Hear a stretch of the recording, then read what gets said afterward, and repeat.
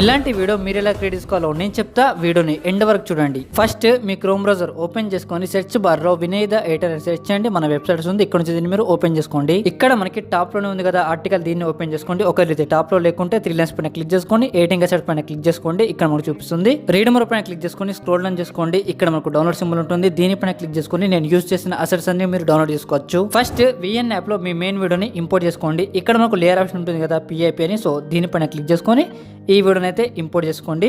So ఈ వీడియోని మీరు పర్ఫెక్ట్ గా ఈ విధంగా అడ్జస్ట్మెంట్ చేసుకున్న తర్వాత మాస్క్ పైన క్లిక్ చేసుకొని లైన్ ని సెలెక్ట్ చేసుకొని ఈ విధంగా మాస్కింగ్ అయితే చేసుకోండి. ఇలా పర్ఫెక్ట్ గా అడ్జస్ట్మెంట్ చేసుకున్న తర్వాత ఇంకో వీడియోని కూడా యాడ్ చేసుకోండి, ఈ స్కై వీడియోని. దీన్ని ఇలా పర్ఫెక్ట్ గా అడ్జస్ట్మెంట్ చేసుకున్న తర్వాత బ్లెండ్ పైన క్లిక్ చేసుకొని స్క్రీన్ ని సెలెక్ట్ చేసుకొని ఈ విధంగా ఒపాసిటీని మీ వీడియోకి తగ్గట్టు అడ్జస్ట్మెంట్ చేసుకోండి. ఇప్పుడు లేయర్ లో ఈ వీడియోని సెలెక్ట్ చేసుకొని మీ వీడియో తగ్గట్టు స్పీడ్ ని అడ్జస్ట్మెంట్ చేసుకోండి. అంటే నేను 5 సెకండ్స్ వీడియో ఇచ్చాను, సో మీరు మీ వీడియో తగ్గట్టు స్లో చేసుకోండి. ఆ తర్వాత ఇలా పర్ఫెక్ట్ గా మీ వీడియోకి సెట్ అయ్యేలా జూమ్ చేసుకొని అడ్జస్ట్మెంట్స్ అయితే చేసుకోండి. సో పర్ఫెక్ట్ గా అడ్జస్ట్మెంట్ చేసుకున్న తర్వాతనే మీరు బ్లెండ్ ఆప్షన్ పైన క్లిక్ చేసుకొని స్క్రీన్ ని సెలెక్ట్ చేసుకోండి. ఇప్పుడు మీ మెయిన్ వీడియోని సెలెక్ట్ చేసుకొని డూప్లికేట్ చేసుకోండి. ఈ డూప్లికేట్ చేసుకున్న క్లిప్ ని పిఐపి ట్యాగ్ పైన క్లిక్ చేసుకోండి. డైరెక్ట్ మనకు లేయర్ లో వెళ్తుంది. దీన్ని ఇలా అన్ని లేయర్స్ కంటే పైన పెట్టుకొని మనకు ఫిట్ ఆప్షన్ పైన క్లిక్ చేసుకోండి. మనకి ఇది స్క్రీన్ కి ఫిట్ అయిపోతుంది.